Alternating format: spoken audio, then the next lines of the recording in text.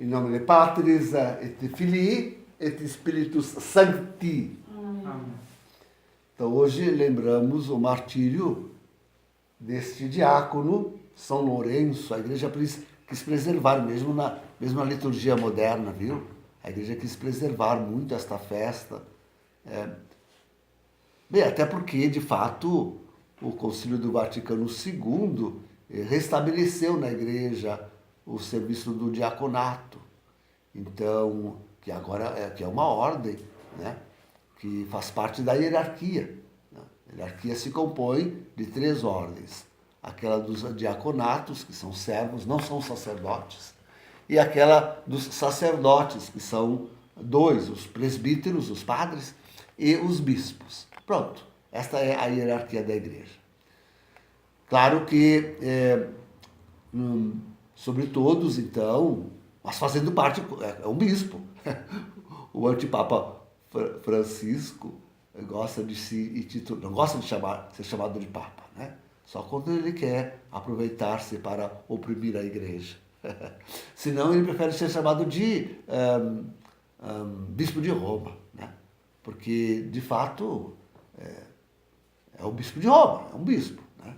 Só que o primeiro entre todos. E tem o primado, se diz, tem a primazia, tem o primado, né?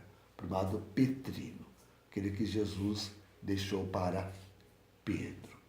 Então, depois o resto tudo são títulos, expressam funções, às vezes tão importantes, mas são títulos. A hierarquia são esta: bispo, presbíteros e diáconos.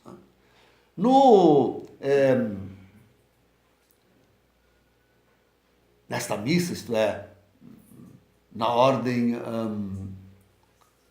antes do Vaticano II, eram 7, havia aquilo que chamavam as ordens menores, né? As ordens menores. E ninguém se atreveria a fazer uma leitura na missa se não fosse leitor, né? Aliás, nós temos essas também, o leitor temos também no Novo Ordos, temos também o leitor, mas lá havia mais, né? Havia o Ostiariato e tantos outros, né? Então, mas esses eram, como se diz, ordens menores, não faziam parte do clero, né? Não faziam parte, não sei se nenhum desses, porque tinha o subdiácono, sabe, já o subdiácono fizesse parte do clero. Mas hoje é isto, quer dizer, faz parte do clero, no Novo Ordos, diáconos, presbíteros e bispos.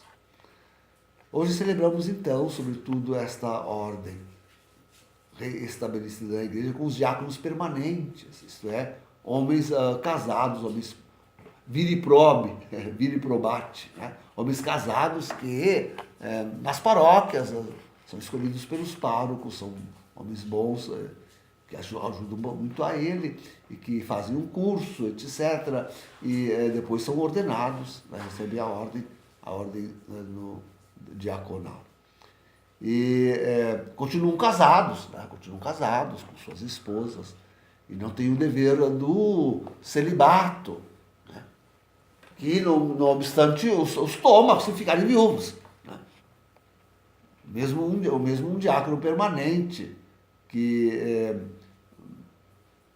viúva, naquele momento ele se torna como um sacerdote, obrigado a guardar o celibato. Não pode mais casar, né? Fica obrigado a guardar o celibato. Então, é um serviço que se presta ao altar, com certeza, né? Servem ao altar, mas serve o sacerdote na missa. Mas não só isto, também outros serviços na igreja. São Lourenço, então, administrava os bens, tiveram função muito importante, hein, na história da igreja. Eram muitas vezes legados pontifícios, e o Santo Padre mandava a eles, e chegavam, e esse foi um dos problemas, porque a ordem foi extinta. O Papa mandava, como legados pontifícios, a diáconos de sua confiança, lá a tratar com patriarcas, com a sua beatitude, e, né, e bispos, mas eles chegavam lá com toda a pompa de um legado pontifício, né? Chegavam lá com pompas e circunstâncias, mas eram simples diáconos, não eram nem sacerdotes sequer. Aí começa a haver conflitos, né? Começou a haver conflitos. Mas é importante realmente termos na igreja pessoas que se revestem de um caráter de serviço, o serviço mais humilde, né? Aqueles que realmente devem obedecer, essa é a palavra que eu queria falar hoje, devem obedecer. E eu acho que, de fato, já dizia na prece da oração de laudes, que os diáconos, por isso mesmo, estão numa conjuntura mais difícil. Para eles olhando a situação atual da igreja, como faz um pobre de um diácono, né, que toma a consciência que nós temos, que temos aí uma contra-igreja que serve a nova ordem mundial. Essa contra-igreja é Antila, ela serve a nova ordem mundial, dirigida por um antipapa, Jorge Mário Bergoglio, que se desvia, percebe tudo isso, cai em cisma formal. Hoje já temos dois, aliás, são muitos, né, pontos a denunciar, como a Amoris Laetitia, capítulo 8º, e mesmo agora a mudança no catecismo sobre a pena de morte. Vai caindo cada vez mais em cisma. O diácono começa a notar tudo isto, né, e vê todas as aberrações que na sua igreja, o seu pároco, o seu bispo vão cometendo. Né? E ele é diácono, é um servidor. Né? Olha a posição deste pobre. Piedosíssimo, fidelíssimo. Eu tive o meu diácono, né? Fidelíssimo. Então, e agora? Né? E agora? Vejam, queridos, com quanta coragem este homem não há de enfrentar. Né? O pároco, o bispo, a diocese, e tudo. Né? A própria família, hein? A própria esposa. E agora? Nós temos essa experiência entre nós. Um da família tem a consciência e não consegue, os outros não, de jeito nenhum. É o Santo Padre. Né? É o Santo Padre. E agora? Olha a situação do diácono. Olhem a situação do diácono. É família, é comunidade paroquial, é diocese, é Igreja Universal, é Nova Ordem Mundial. Tudo contra ele. E vem então aquela palavra forte, isto é a obediência. Não, deve obediência. Quanto mais um servidor, ele precisa obedecer. Submeter-se. Que laço do demônio. Que, aliás, está pegando a igreja toda inteira, né? Os padres, então. Conheci um padre da minha diocese que dizia, antes de errar com o bispo... Como assim, antes de errar com o bispo? Como assim?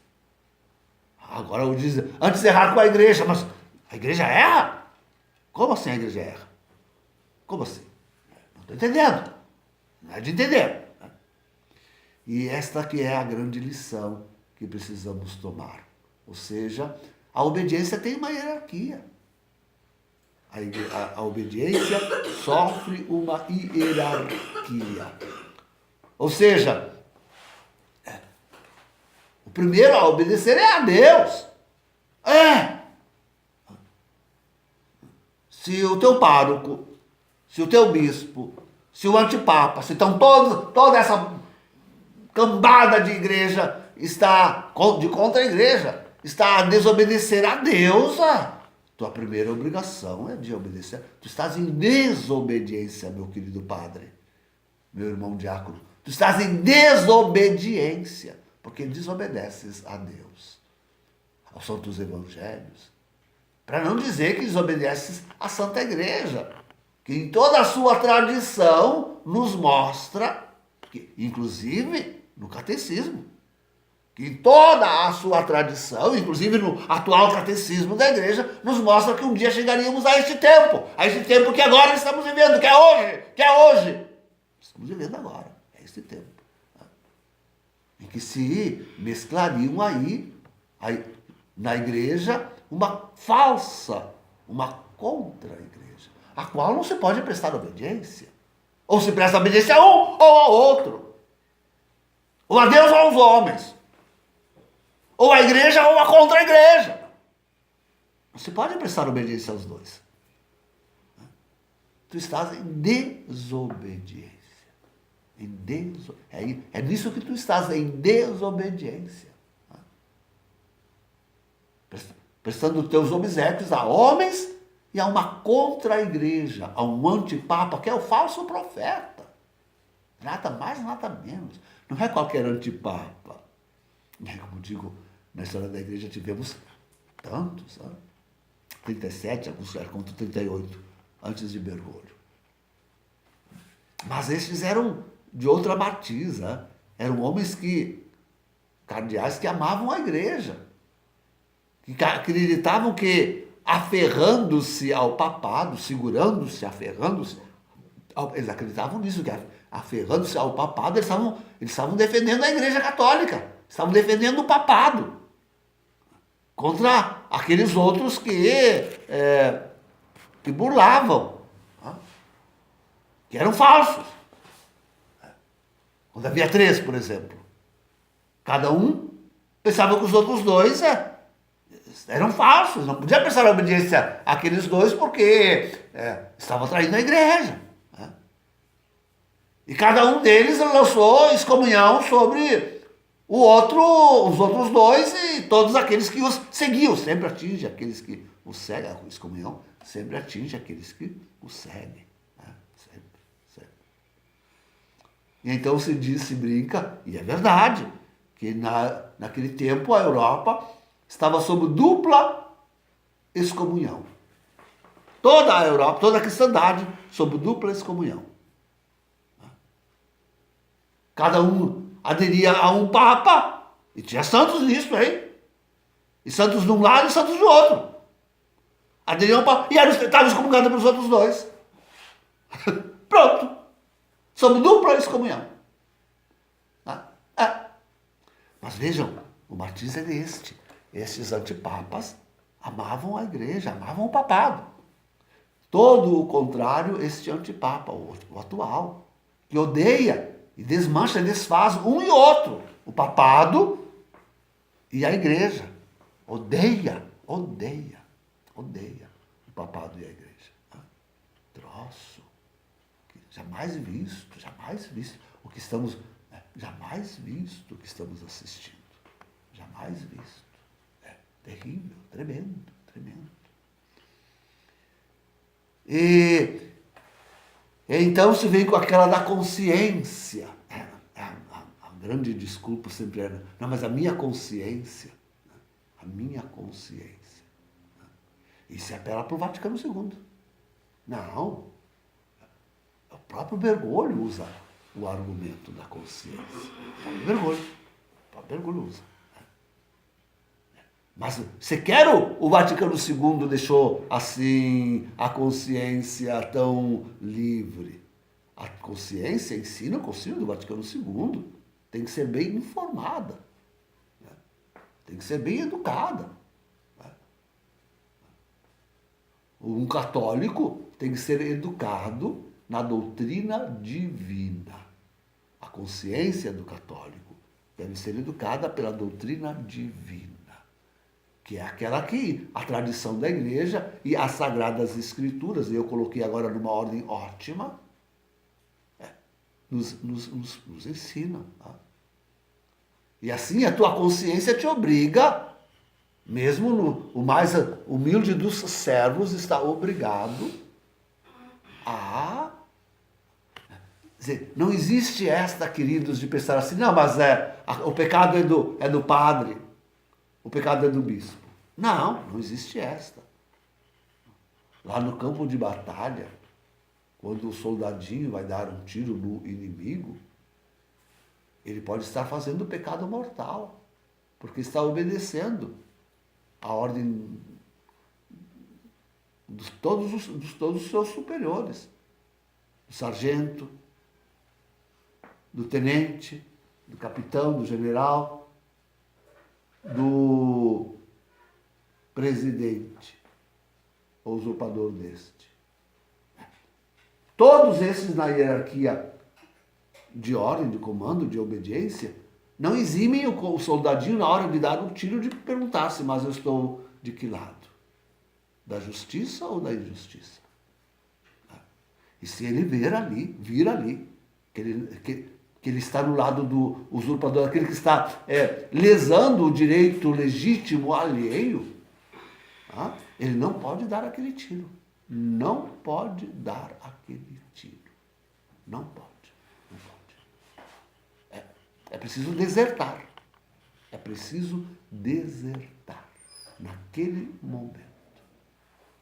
Não exime a consciência humana. A obediência não exime a consciência humana de obedir. A obediência humana não exime a consciência humana de responsabilidade.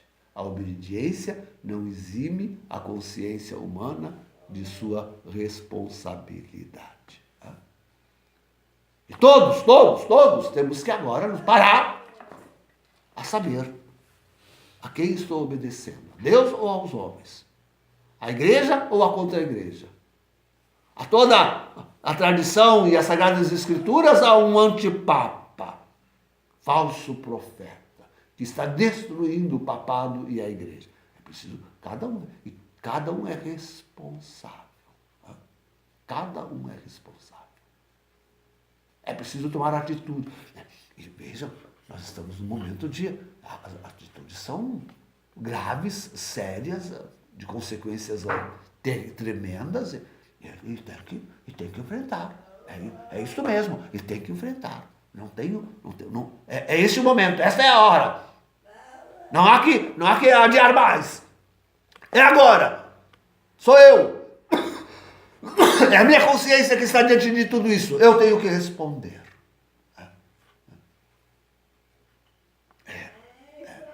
Sou diácono, mas pois responda então como diácono.